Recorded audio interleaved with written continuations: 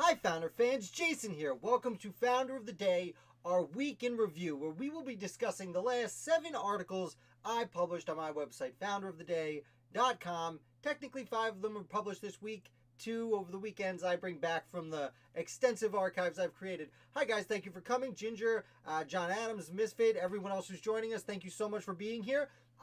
Thank you for also, real quick, some of the changes I've been going through this week. Thank you for looking at all this and bearing with me. So most of you are already on the Discord channel. If you're new, there is a link to a Discord channel where you can talk directly to us and to me and everyone else joining us, letting me know how you feel about some of the changes. First of all, and probably most importantly, this will be the last review I do on a Wednesday.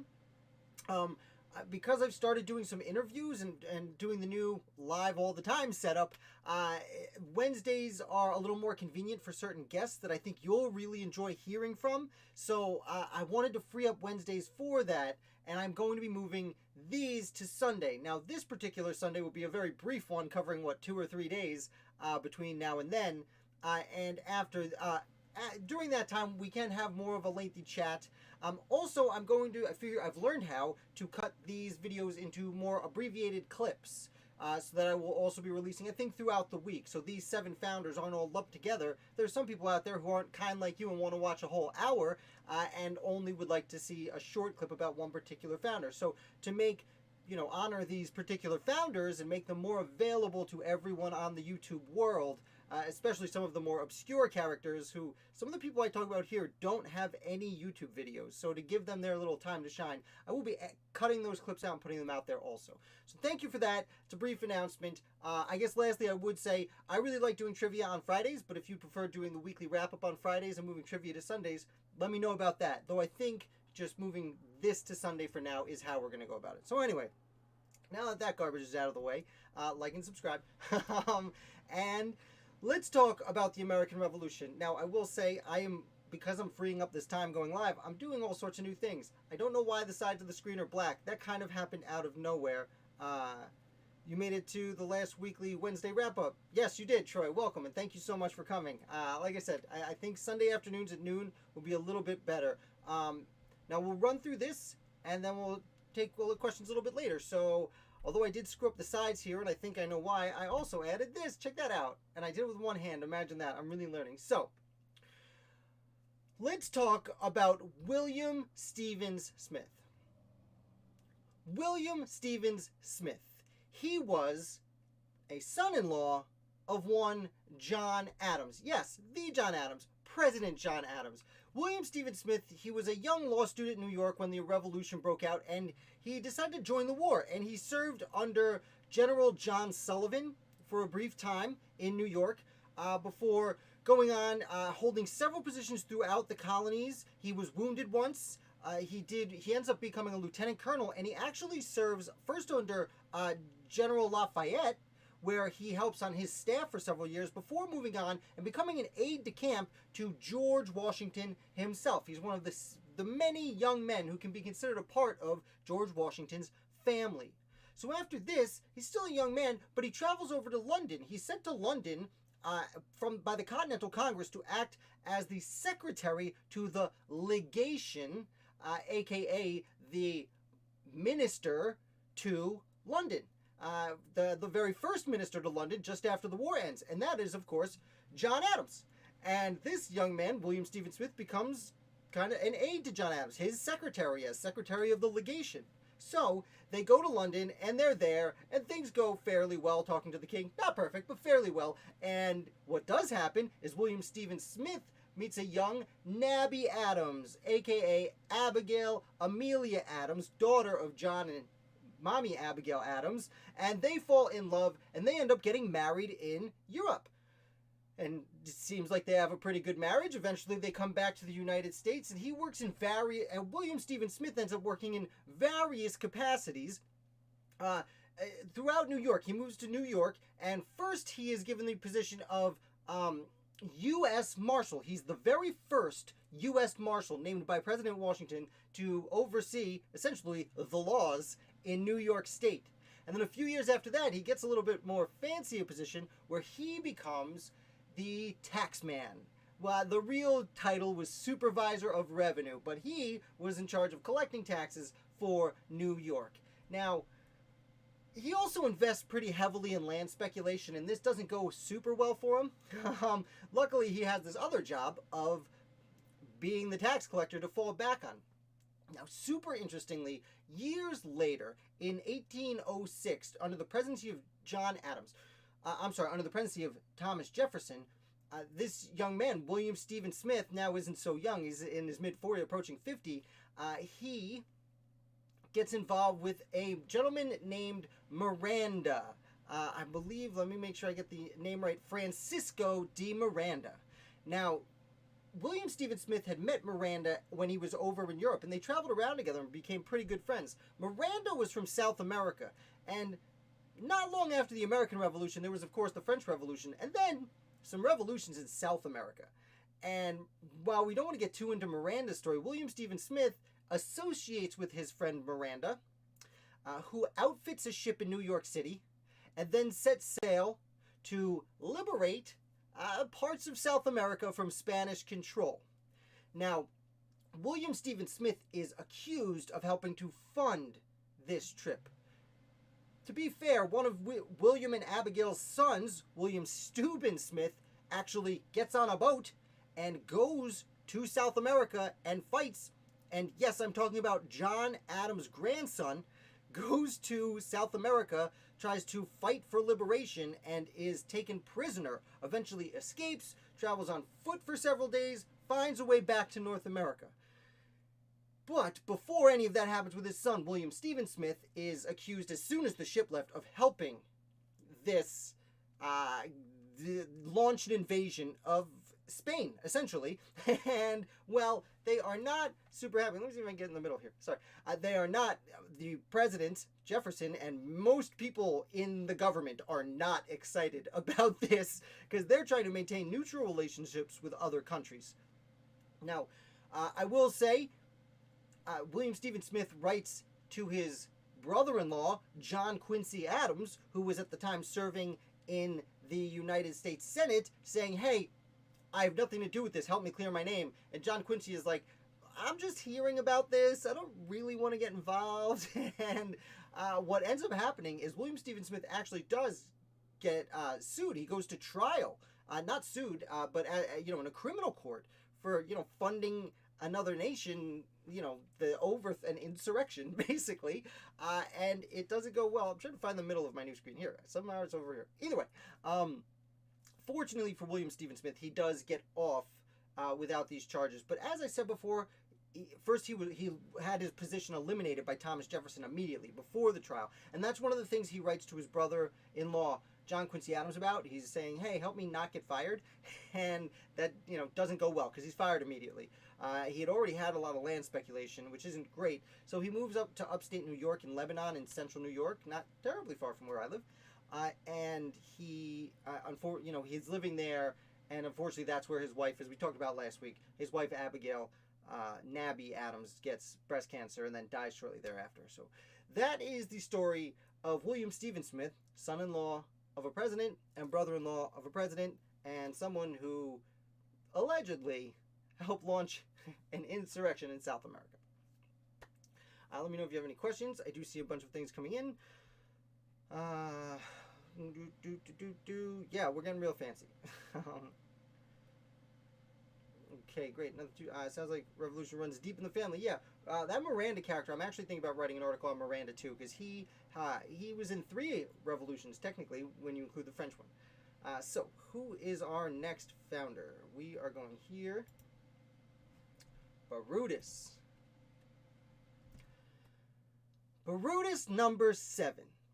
So I have been writing about once a week a different essay of Brutus. And Brutus, if this is your first time watching, is one of the most important anti-federalist authors of the American founding.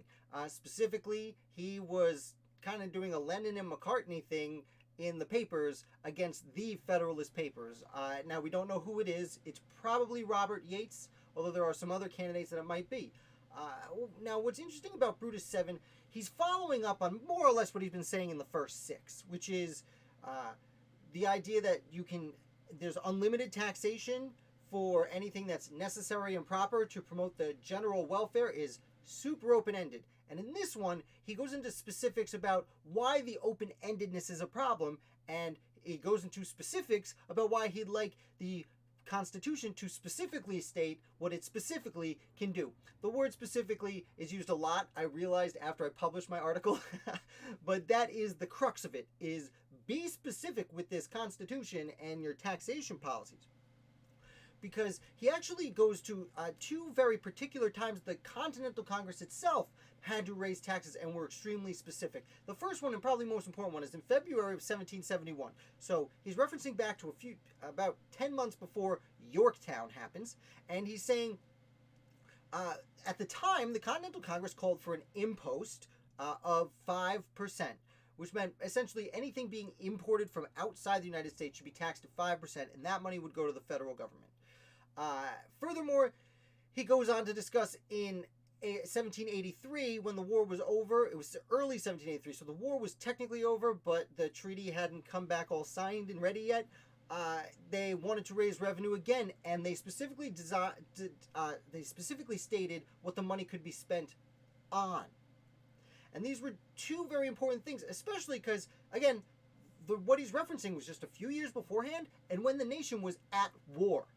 And his argument is, if we could set limits to what the government could do as far as the amount of tax it can collect and what it can spend and where it can be collected, if we could set those limits during a time of war, you tell me we can't set those limits in a time of peace?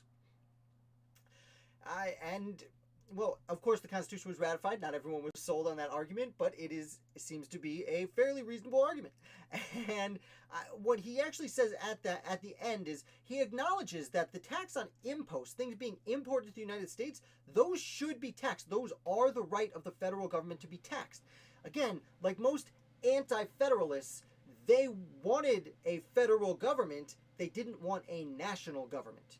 And that was more or less what they were arguing, is this isn't federal, this is a national government. In a federal system, the state should be able to be left alone to collect internal taxes however way they want. Federal government, or national government, but a federal government should be able to also collect money, but we need to say where it gets this money from. And why don't we let anything coming in from international trade, why doesn't the feds take that? Why don't we set a limit to how much they can take, and maybe put a few details on exactly what it can be spent on. That is the crux of Brutus number 7. So, let's move on real quick. Take my little sippy of water. Already pretty thirsty. Pull up all my stuff, change my channels. Okay.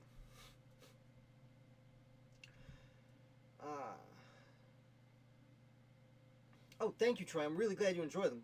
I'm glad I went this direction, because this Friday I will put out Brutus number 8, and then after that 9, 10, 11, 12. Now, if I'm not mistaken, I think there's 16 of them.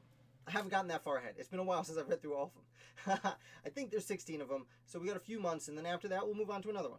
I'll put it up to a vote, put out a poll in a few months to see what you guys want to hear next. Alright, so our next founder is John Ashe. Perhaps it's pronounced Ashy. Can't really tell. I'm always trying to figure out some of these names, but I'm going to call him John Ashe. I believe it's pronounced Ash. He was a member of an important family in North Carolina that seemingly all participated in the American Revolution in one way or another. Now, as for John, unfortunately, his story doesn't go so great. Also, unfortunately, no known image. This is a generic image of random soldiers. Now, as I said, John Ashe was already important to North Carolina before the American Revolution broke out. In fact, he was already Speaker of the North Carolina Colonial Assembly. So he was one of the leading figures in colonial North Carolina. So when he came on board to the Revolution, it was very important to the Patriot cause in that particular state. And he immediately goes and signs on with the North Carolina militia, where he's named a colonel. He ends up recruiting like 500 men or so, 500 men, and supplying them himself to fight in the Revolutionary War. And they do go and fight, and he has a lot of earlier successes, and he actually gets promoted to Brigadier General in the North Carolina militia. He does a pretty good job bouncing around the colonies, ends up fighting with Nathaniel Greene in the south for a good amount of time. And then he chases some Brits with his soldiers for a while, and eventually they get caught. They catch up to the British at Briar Creek. Now, the British were on the other side of the creek, and the Americans, the Patriots, were on this side of the creek, and they could see the British, and they were like, okay, cool, there they are.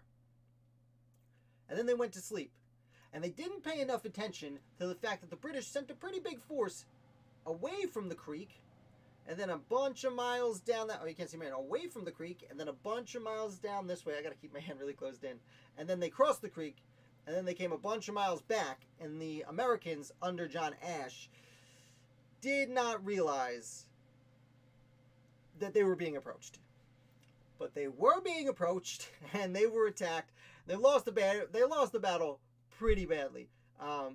It says I have here is a 50-mile trek that the British took just to make sure the Americans didn't see him coming. Now, it seems a little excessive to go that far, but that's what they did. Now, they are taken into custody. Not only did they take, this was down in Georgia, in northern Georgia, is where Briar Creek is. And when they took the Patriots, unfortunately, this means that not only were they captured, but Georgia was taken back by the Crown. So the Patriots officially lost the colony, or now state, of Georgia in this battle. Which, to be fair, Georgia had a really strong loyalist contingent down there, and it was a little iffy as it was. Now, it was General William Moultrie is one of many people who criticized John Ashe for this move, and actually said that we lost the war. According to Moultrie, the war was an extra year in length because they lost this battle. Now, fortunately, they did get Georgia back, and the revolution was won. And as for John Ashe, he was actually he was given a court-martial. He was accused of cowardice, but absolved of cowardice. He was being accused of, trying to run from the fight and not putting up a fight like a real soldier would. Luckily, that he was absolved of that crime, but he was, I guess, convicted would be the word, of not properly guarding his camp. Like, he should have had scouts who were like, hey, they're coming, wake up.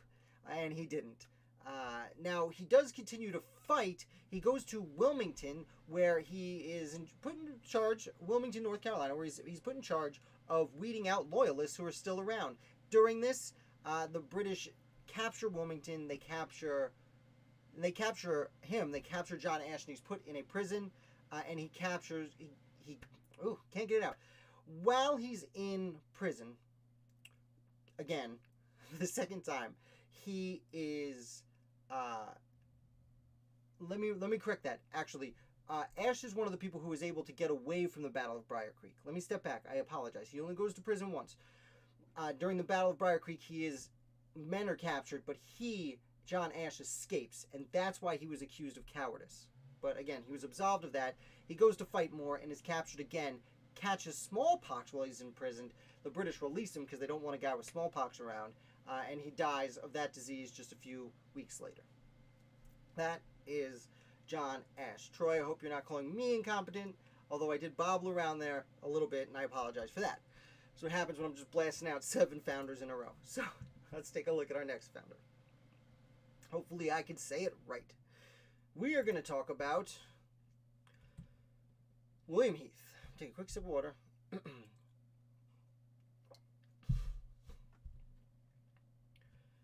Major General William Heath. William Heath was from Massachusetts. When the Revolutionary War broke out, he already had a good amount of experience fighting in the state with the state legislature. He is quickly joins the Patriot cause. He is a major player during the siege of Boston, that first year after the Battle of Lexington and Concord, where they are holding him down, holding the British down, and he is helps to train a lot of the troops early in the war.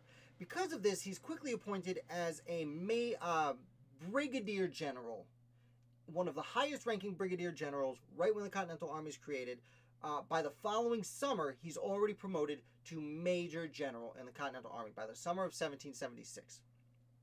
He participates in a bunch of the battles in the North. Unfortunately, I don't want to say unfortunately, William Heath is given command of the Highlands Department. And the Highlands were essentially the Catskill Mountains and all the hills overlooking the Hudson River, especially north of New York City.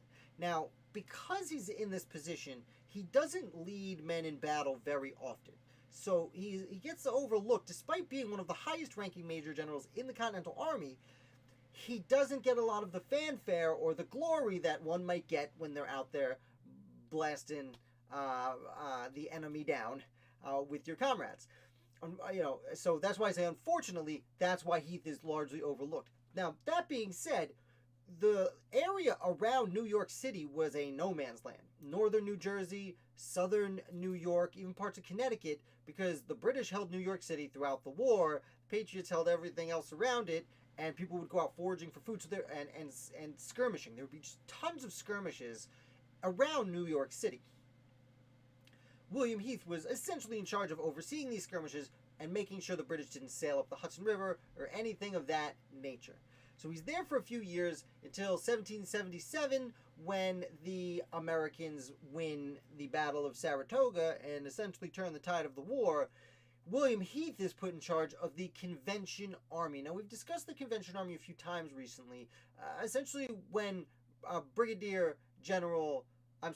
when Johnny Burgoyne was captured at Saratoga, the leader of the British in that campaign, he was captured with the rest of his army, and they were called the Convention Army. They were essentially an army of British prisoners, and they were first brought to Boston, and that's when Heath leaves the Highlands, goes over there, and he spends some time overseeing the Convention Army before, of course, as we've mentioned recently, he's taken over by Theodoric Bland, who leads them south to Virginia to be closer to the main heart of the war and where they can be more easily overlooked.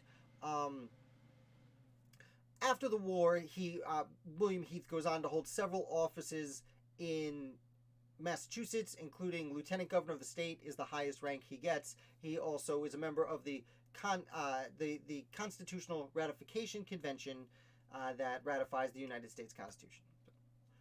That is William Heath. Hi, AZ. Thank you for showing up. Welcome to the team. We are just going through our weekly wrap-up, and we just wrapped up William Heath. Don't worry, we still got 3 more founders for you to enjoy.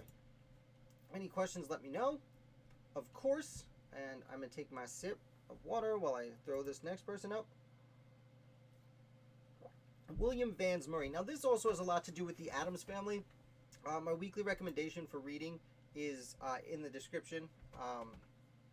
Abigail and John. It's about John and Abigail Adams, because I found myself talking about people associated with them a lot this week. So, and we did discuss their daughter Nabby last week. So, William Vans Murray. William Vans Murray was a young man who was studying law in hold on, time out.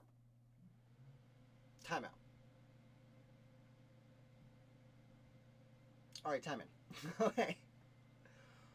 William Vans Murray was a young man studying law in Massachusetts when he went to London. Okay, see, this is what happens when I go live. AZ, you threw me off my game. I wasn't ready to welcome you. One last try. Try this again. William Vans Murray.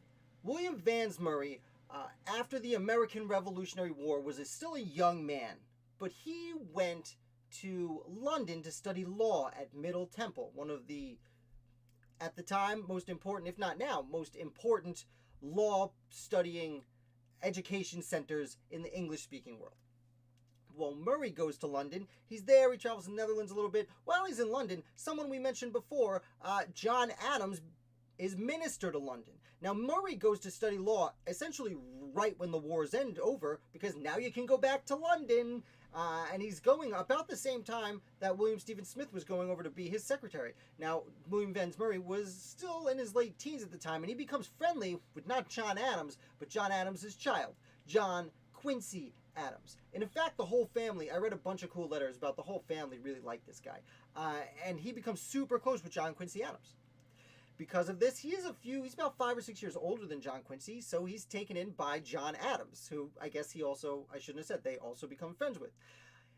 He studies under, not only is he studying Middle Temple, he learns a lot from John Adams, and in fact becomes a bit of a protege for John Adams. In fact, before he leaves, William Vans Murray writes a really interesting piece. It's called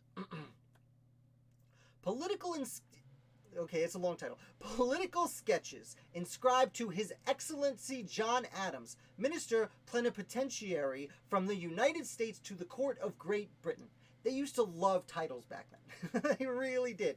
Now, it's usually referred to as Political Sketches, and you want to notice it's actually inscribed to John Adams in the title. And although he writes under the pseudonym Citizen of the United States, everyone pretty much knows it's him, and he's responding to criticism. There were many criticisms in Europe at the time about the separate constitutions of the United States. Again, this is 1787, so it's before the United States Constitution is written. At this point, the 13 separate colonies, these 13 separate states, actually see themselves as 13 independent nations. Is how they view themselves, and the Continental Congress was essentially like a European Union, more or less, of like, okay, and doesn't do anything at all. There are a lot of criticisms about some of these separate constitutions, and under the name Citizen of the United States, William Vans Murray writes 6 essays defending the constitutions of the United States, and he lays the foundation of his argument on the fact that, well, the Americans have a certain virtue, and these democracies and he uses the word democracies pretty frequently, which I found super interesting, because at the time they were more a fan of calling it a republic, but he used the word democracies, and he said these democracies were very important. They had a certain amount of virtue in the people, and that's how these would work. He also went into detail about why it was different than certain other ancient republics, or the Netherlands Republic and things like that. So he did. There was 6 of them, and there was a lot to it. But the basic crux was the virtue of the people will make this work. Now, these publications were met with little fanfare, but they are very interesting to read. And actually, just a few weeks later, and this is in the summer of 1787. So just as the Constitutional Convention is meeting in Philadelphia, William Vans Murray publishes this paper, and then like a few weeks later, his mentor John Adams publishes the 3-volume set, Defense of the Constitutions of Government of the United States of America. And he wrote at least 2 of those constitutions, if not having a hand philosophically in all of them. And that is a much bigger deal. And people have a lot of respect. And that one actually turns people's minds. But it's interesting that he's writing a very short version of what his mentor's writing at the time. And this becomes very important because William goes back to Maryland. He actually originated from Maryland. And by the time he gets back in later that year, he's still only 27 years old and has a lot of experience overseas. He is immediately chosen in the Maryland State Assembly, and 2 years later, by the time he's still only 29, he's elected to the United States House of Representatives. Mind you, he came home with John Adams, who went to be vice president. So he had people in pretty high places. He becomes an extremely trusted advisor to George Washington, who really seemed to enjoy his opinion as a younger man in Europe, or had spent so much time in Europe advising on those particular circumstances. And especially as someone who was so close to John Quincy Adams, who himself was only about 24 when he was appointed a minister by our very same George Washington. A few years later, you may know, John Adams himself becomes president of the United States, and almost immediately he appoints William Van Murray to go as the new minister to the Netherlands. He actually replaces his son, John Quincy Adams, with his son's good friend, William Vans Murray. Now, John Quincy Adams goes on to do a lot of other things that are important for his father in Europe at the time, so no big deal for him. But William Van Murray goes to the Netherlands. Now, he does negotiate with the Netherlandiers, or Hollanders, I suppose. But what actually happens here is he's sent there just in 1798, just as the quasi-war with France is breaking out. And he's getting there just as the XYZ affair is happening. And in very brief, the XYZ affair was 3 Americans went to France to negotiate, make sure everything was cool with this new Napoleon guy coming around and this revolutionary directorate and all the beheadings in France. 3 Americans go over there to kind of try and make sure things are cool, because it seems like we're about to start a war with France that we don't want. And then the French are like, well, bribe us with money. And the Americans are like, no. And they're like, well, we're going to go into a war, kind of, quasi-war. But the French didn't really want this war. And even though Talleyrand and the other people in charge were being kind of jerks about the whole thing, they don't want the war. And what they do is they contact William Vans Murray in the Netherlands. Now, reading through some of the papers, it's super interesting because it certainly seems like they were trying to trick William Vans Murray into getting some bribes and making America look bad and say sorry for no reason. Fortunately, William Vans Murray had an extraordinary mentor, John Adams. And Adams actually, hearing upon this, getting word back, like Murray writes to Adams and says, they're trying to trick me, they're not very good at it, I'm on to them. And Adams writes back and says, let them trick you, pretend you're tricked, and see if you can smooth things over. And essentially he does, and then shortly thereafter, John Adams sends William Vans Murray as a diplomat to, part of the legation is like the word of the week, to France. And he goes to Paris to negotiate and make sure this quasi-war doesn't happen. Now, while he's there, he meets some older gentlemen. Oliver Ellsworth, who had just resigned as the 3rd Chief Justice of the United States Supreme Court, and William Richardson Davey, who I believe is a signer of the Constitution, definitely went to the convention and did a whole bunch of other really important things during the Revolution. These are older, more experienced men, and William Vans Murray shows up and takes the lead. Now, this was seen publicly as no one liked this choice. The Federalists, who Adams was their president, but it was really Hamilton's party, they didn't like this choice because they were like, but this guy's just going to go try and end the war. We want to have a war. We want to go to war with France. This guy's not going to go to war. And the Democratic Republicans were upset because it's like, oh, this is Adams' guy. He's going to be a Federalist and do Federalist things. We're going to go to war. And everyone projected onto William Vans Murray what they thought was going to happen. And what happened was William Vans Murray does what John Adams would have wanted him to do, and he avoids war. And what they attend is the Convention of 1800. Now, last week we had a bit of a conversation with Matt.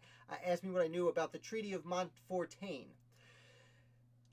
The Treaty of Montfortain is what it's called in France. In America, it was called the Convention of 1800. And the reason for this is it's interesting. I was just reading about this, the same thing as I talked earlier about the Convention Army, that Army's Burgoyne's term, that army that was captured. You know, the word treaty was very official, and people didn't like official things. Again, this was a quasi-war, so to have a treaty, that means we were already at war. We don't want to say that. So convention was kind of a blanket term to just say, we did something, and something came out of it, but there was nothing to do in the first place. Don't worry about it. Close your eyes. And so that's one of the reasons I was confused with what Matt talked about. I've always heard this as the Convention of 1800. But it's also known as the Treaty of Montfortain. Essentially, Murray, as well as Ellsworth and Davey, they talk to the French. They're like, here's what it's going to be, blah, blah, blah. Can we be cool? And the French are like, okay, let's be cool. And from there, they established essentially free trade. I know that in modern language has harsh connotations, but an agreement to trade openly with each other and to not fight each other. And this is in 1800, so it smoothed the way over for the next French ministers to come at James Monroe and Robert Livingston to come over and negotiate the Louisiana Purchase just a few years later. So, unfortunately, Murray doesn't live much longer. He passes away shortly after that, and that's essentially the end of William Vans Murray's life, one of John Adams's major disciples. Hope you enjoyed that. I think I'm missing questions down there because now this channel is starting to be cool and you guys are talking a lot, and that's amazing. So if I do miss anything at the end, write this in. Matt, why are you asking me if I don't know if it's a place. Just told you I don't speak French. I believe it. I assume it's a place because it's the Treaty of Montfortain. And it's not. I don't remember coming across someone's name. Man, Matt, I did a lot of research for you on this one, but thank you for asking. Because I do like to learn as much as I can. Montfortain. I'm looking it up. I am looking it up. Taking a time out. Just for you, Matt. Okay. It's mostly coming up with the treaty. Oh, it's because I googled the Treaty of Montfortain. What if I just take out the words treaty of? Let's see. Let's see if I can use the internet. Imagine. Montfortain, Huis. Yes, it is a place in northern France. Castle of Montfortain was bought by Joseph Bonaparte, elder brother of Napoleon Bonaparte. Well, we're going to talk about Joseph Bonaparte just a little bit next week. Whoopsies, I just published tomorrow's article. Spoiler alert, Joseph Bonaparte is involved, and we will be talking about him on Sunday when we relocate our weekly wrap-up days. Yes, it is a place with a castle once owned by Joseph Bonaparte, who we will not be speaking about today. Anyhoozle, let's move it right along. I'm doing great. Excuse me. Nancy Hart. She was one sharp guy. Yes, Murray was really interesting character. So thank you, Matt, for embarrassing me for not having known enough about the Treaty of Montfortain. And I learned a ton about someone I had never heard of before. I'll be honest, I had never heard of William Vans Murray. I've heard of William P. Van Ness. He was, Burr's second in the famous duel with Hamilton. That guy I know. This is William Vans Murray. Anyway. Nancy Hart. Nancy Hart was an American founder on the frontier of Georgia. She is a founding mother of the United States. Now, most of what we know about her life is questionable. Sadly, like most women at the time and most people on the frontier and almost all frontier women, their lives were very poorly documented. That being said, there is a Hart County, Georgia, named in her honor. And some of her stories, while many of them have become folklore and legend in a way and hard to substantiate, at least one seems to have been confirmed. And I will get to that. So, Nancy Hart was born Anne Morgan. Nancy was actually a nickname for Anne, even though Anne is shorter than Nancy. Old-timey people, I don't know what to tell you. Nancy, she was born Anne Morgan, a distant relative of Daniel Morgan. She grew up, now, I don't like to judge people, I don't like to say things like this, but apparently she was a bit homely and had features that were unappealing to the human eye. She was not the best looking character in the world, and I'm not bringing this up because I'm a jerk. I'm bringing this up because pretty much that's the first place all of the stories start. She was extremely good at not only using medicines to heal, an herbalist. She used medicines to heal, but she was also really good at hunting and trapping, which were important for men and women on the frontier, although mostly the men did the hunting even back then. Now, she did eventually marry. She was a little bit older when she married, apparently around 35, 36, a gentleman named Benjamin Hart. So that's how Anne Morgan became Nancy Hart. Nickname, married name. Nancy Hart goes around becoming a patriot with her husband and many of their neighbors. Now, her husband does end up leaving the home for extended periods of time. I've not found out a lot about him. I didn't dig too much in. It seems that he was out militiaing against the British and against loyalist troops. Nancy gets involved. So first of all, she on multiple occasions pretended to be a little bit lost. Oh, I'm a ditzy woman. I don't know what I'm doing. And she walks into a British camp on several occasions, pretending to be like, I'm just a little helpless lady. I don't know what I'm doing. And she walks in, and they were like, okay, she find information before they could shuffle her out. And then she'd go tell the Patriots, hey, this is what they're doing. I'm not an idiot. I just pretended to be so I could steal from the British. And that was pretty great. And if that's all she did, that's an amazing story. That's not all she did. Apparently, her house was visited on several occasions. On one occasion, as the story goes, she was making soap. Technically, she was making lye. Now, I am not great at making things, but my understanding is lye is when you mix fat from animal fat and wood ash and maybe some water, and you make soap out of it. It also could be combustible and probably burns when it gets in your eyes. And you do have to boil it. And she had some ash boiling when her and her daughter noticed there's a British soldier peeking through the cracks of her window. So she takes the water that's boiling and splashes it in his face. Blah! And then her and her daughter run out and tie the guy up and wait till her husband comes home and her neighbors come hang out, and they hand him over. This story can't be substantiated. Of everything I've heard, this is the one that seems to be the most questionable. Because, like, what was one guy doing staring in the... You know what I mean? Like, they're making soap. Like, But here's the story that seems to have been vindicated. Again, if that wasn't enough for you, Nancy Hart was in her house with her kids. And, again, her husband was away, as were her neighbors.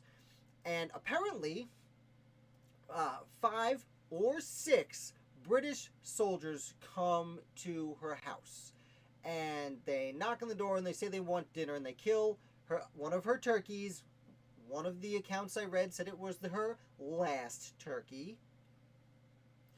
They come in, they want a turkey, and she says, sure, I'll cook you dinner. And the men come in, they leave their guns by the door, they sit down, and Nancy cooks them dinner and gives them a bunch of beers and alcohols, and I'm not sure what alcohol. It seemed like it was beer, maybe cider, maybe whatever. They get nice and toasty drunk.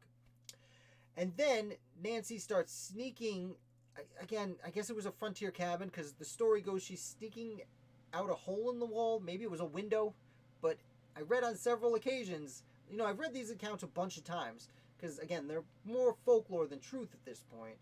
She was passing the guns to one of her kids through a hole in the wall, and then perhaps it seems like they caught her passing them out, so she stood up and said, don't move, and one guy ran at her, she killed him.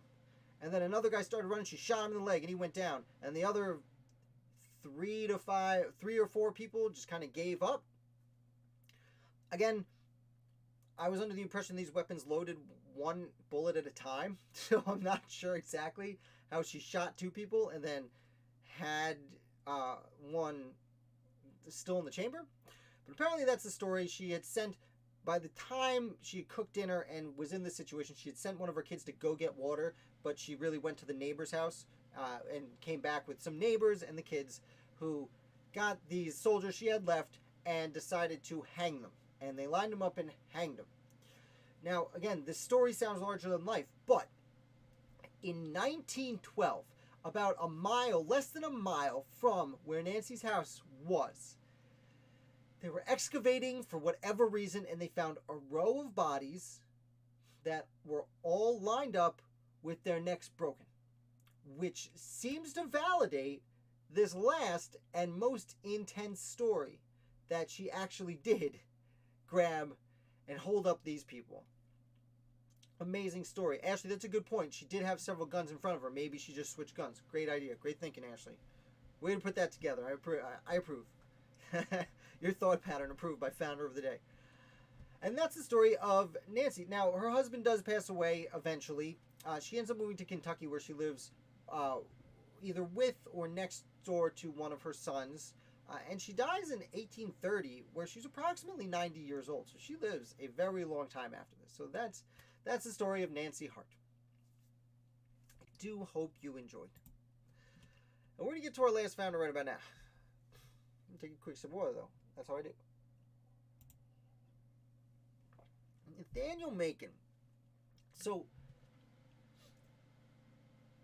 our next founder is Nathaniel Macon. Nathaniel Macon is a name I've run into on several occasions throughout my life. And I always want to pronounce it Bacon, but that's certainly not it. It starts with an M. Nathaniel Macon was really important to North Carolina. In fact, he grew up with Benjamin Hawkins, who I have already made a video for and would later go on to be one of the most important negotiators with Native Americans on behalf of the Continental Congress and then the Washington administration. They grew up together and they go to Princeton together. Unfortunately, they're the class of 1776. So the Revolutionary War comes to them and they have to run away. Macon does fight in the war for about a year before he goes back to North Carolina, where he just studies law. At the time, you didn't have to really go to college. You could just apprentice yourself to someone and study law. It's like you could be a doctor if you said you were a doctor and were willing to cut people open. So he does study law for 3 years, gets his degree, goes back and does fight in the Revolution again for a little bit, though it's unclear what battles he did or did not fight in. What I did notice about him is even though he had just become a lawyer, he fights as a private. He does not get an officer's commission, which is very surprising. But granted, he was a lawyer, but he didn't have an education. So I don't know. Maybe that's a difference. Either way, maybe he just wanted to get in the thick of it with just like Joseph Warren did in Massachusetts. Speaking of Warren, he ends up living in Warrensville, which is named after Dr. Joseph Warren, who was martyred up in Boston. After the war, he almost as soon as the war ends, he's elected to the North Carolina State Senate. And he's there for a while, and he becomes a strong opponent of the United States Constitution. Absolutely hates the thing. Despite this, he is elected to the second session of the House of Representatives. During his time in the House of Representatives, he would actually make his way up and become the Speaker of the House. He was the 5th Speaker of the House in the history of the United States. Now, what's crazy is this man spends I titled my article 40 years. I should have said 4 decades, because he spends 36 years in Congress at large. He spends 24 years in the United States House of Representatives before being a senator for 12 years. That's 36 years. From the second year of the George Washington administration through almost the end of the John Quincy Adams administration. This dude is there the whole time. And the whole time, he's voting no. He's just constantly voting no. Because he really hates the Constitution. And of all the other founders who, didn't like the Constitution, and then it got passed, and it's kind of my duty, this is the one guy who actually got elected to the government and just spent his whole time, 36 years, trying to shut the thing down. I mean, he did play by the rules. It wasn't like he was trying to destroy it. He just didn't want the government to take on any debt. He was like what Thomas Jefferson wanted Thomas Jefferson to be, essentially. In fact, there was a quote. Thomas Jefferson once called him, he said it in a different language, but the translation is, Nathaniel Macon was the last of the Romans. Whatever that means. So what's interesting is, of course, after John Adams is president, the Federalist Party slowly dies off, and the Democratic Party takes over as, really the only party, but it breaks into fractions. And Macon becomes the head of a faction known as the Tertium Quids. I believe it's pronounced Tertium Quids. Might be Tertium Quids? Let's go with Tertium Quids, commonly known as the Quids. And they were the uber conservative faction of this party. People like John Taylor of Roanoke and John Tyler, who would be a president of Tippecanoe and Tyler too. So, and then another, is it John? Was his kid's name John too? Either way, they were the extraordinarily conservative faction of the Democratic Party.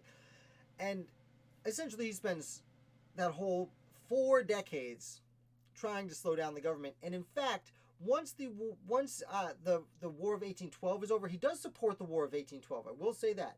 He supports the War of 1812. And once that's over, he's actually floated as a vice presidential candidate and even a presidential candidate. Now, he turns down the opportunity to run for president in the election of 1824, which is pretty contested.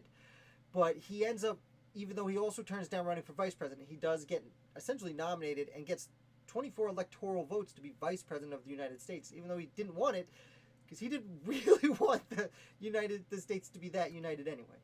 He just loved North Carolina. Though, to be fair, North Carolina was very hard to get on board with the Constitution. So that's an extremely brief overview of the life of Nathaniel Macon. He was really important throughout this whole time period. And it's really hard to underestimate exactly how important he was. And one of the reasons I'm going through it so quickly is because I would have to focus on, there's so much to focus on. I don't want to leave anything out. Not this time. Not when he's my last founder and we're 50 minutes in, because I will run out of steam. So that's Nathaniel Macon.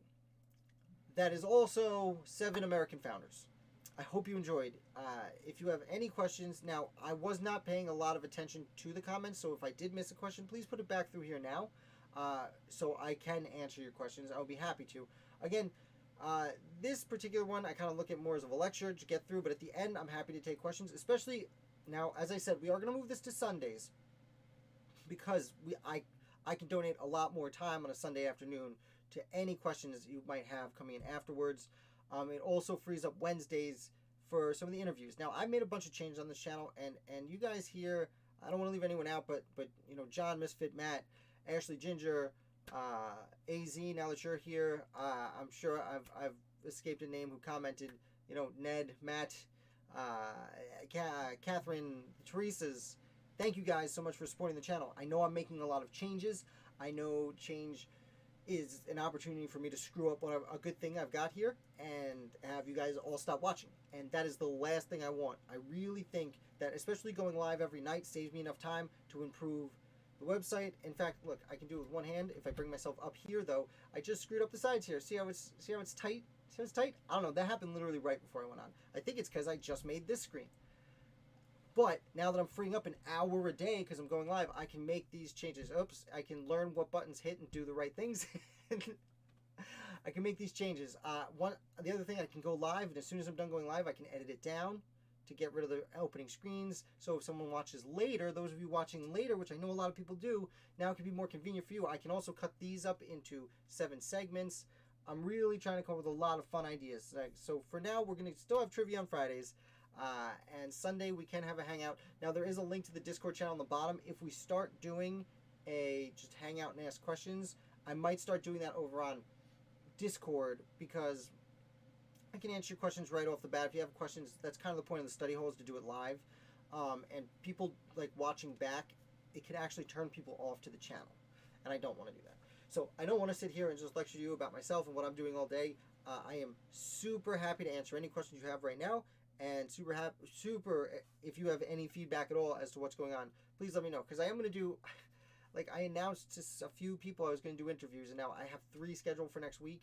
I have people scheduling for the week after. Like people are like really excited to come on my show, which is flattering but strange, but awesome for you guys, I think. What I'm hoping to do, and I don't know if I'll be able to do this, is there are a lot of people now doing long form conversations on internet because the world shut down. But I'm hoping to keep it more, this is a long video, but it's really 7 short videos that I'm just squeezing together. Most of my videos during the week are pretty short, so even though we're getting these cool authors and people in the industry to come talk, I do still hope to keep it a little bit shorter form. Just get to the, you know, so you can get exposed to some other people and we can hear what they have to say from a different perspective than I have, but we can still keep it short and sweet. So wish me luck, and I do see some questions coming in.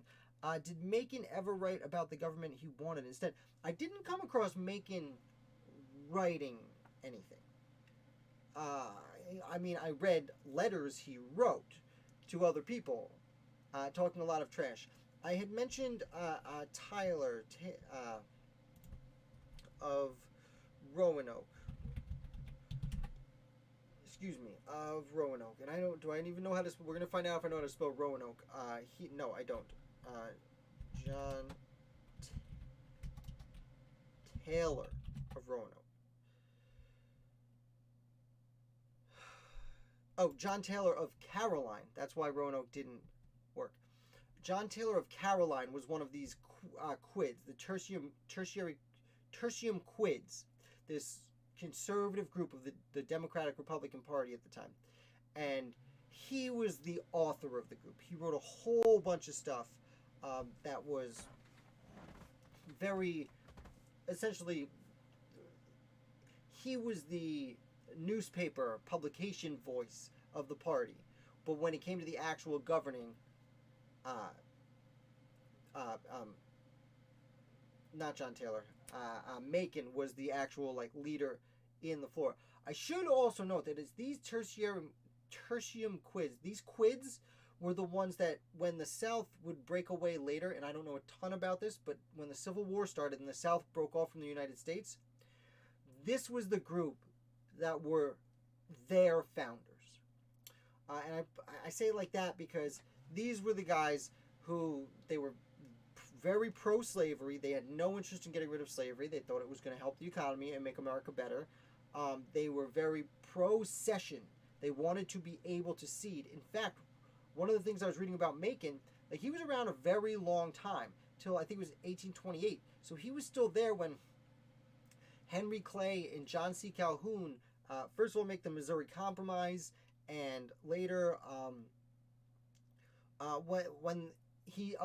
so he retires by the time Andrew Jackson's president, but he's still alive, and he is writing to friends talking about the nullification crisis, where South Carolina threatened to cede from the Union for the first time, because it was so angry at Andrew Jackson, and he was in favor of a state having the ability to cede from the Union if they thought there was abuses of power. So when the Civil War came around, 25 years after this guy dies, they appointed him and John Taylor of Caroline, and John Tyler, who's, again, John Tyler's son would be president of the United States, and that he would also then be elected to the Confederate House of Representatives, a former president of the United States. Now, he passed away before he took his seat. He was old by that point, but, his son is the only former U.S. president buried draped in a different flag than that of the United States. John Tyler, the former president, the 10th or 11th president, was buried under a Confederate flag. And it was his father, who was a college roommate of Thomas Jefferson, and his father's friends, John Taylor of Caroline, who had been writing for so long, and Nathaniel Macon, who were the core of this Quids party. And again, these are the people that the future secessionists in the South really looked up to because of their long-standing criticisms of the United States. Like, we talk about the Anti-Federalist papers we're reading. Those were criticisms, certainly, but most of the Anti-Federalists backed off after the Constitution was written. Patrick Henry backs off. Luther Martin joins the Senate. Even Robert Yates, to a degree, backs off. So, I don't know, very interesting. I hope that answers your question. Wouldn't they take an oath to uphold the Constitution? When you say they, I think you wrote that a while ago. You're talking about Macon. So, Macon did uphold the Constitution. He was, again, in the House of Representatives for 6 years, before 12 years in the Senate. He was just slowing it down. He was like, let's just vote no on everything. But to be fair, he really didn't believe in the things that were being proposed. It's not like he was breaking his oath. Like, his oath was to protect it, and to slow things down is how he thought he was protecting it. Did Macon ever write right, answer that. Looking forward to those interviews. Yeah, they're fun, man. We got a few people coming up. Next Monday, I'll put this on the floor next Monday. Author of one of my favorite books, Founding Martyr, Christian Despina, who apparently, his name I've been pronouncing incorrectly for 4 years publicly on this channel. Sorry, Mr. Despina. The G is silent. He is coming back on Monday. He was here over the summer. He's going to talk about the relationship between Joseph Warren and Benedict Arnold. And it's fascinating, and he barely told me anything, and I was like, stop, don't even tell me, just come talk to us. So we're going to enjoy that. And like I said, there's Monday through Wednesday is already booked up last week. There's one more thing I'm considering doing, which is I talk about the Big Six a lot on this channel. I was thinking about doing every Thursday for the next few weeks, focusing on one of the Big Six, the main founders, because as all the attention I give to these randos, the William Vance Murrays of the world, I really don't pay a lot of attention to the main players. So I was thinking about doing a series maybe on Thursdays, starting not this week, then next week, talking about them. So let me know if that would be interesting. Thank you, Ashley, for hanging out here. What books did I read about these founders? Which ones? AZ, this is one of the first times I've seen your name pop up, though you are back for not the first time. So thank you for coming. Definitely like and subscribe. If the core of my research is the backbone I have is Founders Online. I believe it's founders.archive.gov. It's from the National Archive. There's almost 200,000 letters and documents and correspondence of the American founders that have been transcribed onto a computer so you can actually read them and search them. They have footnotes. It's amazing.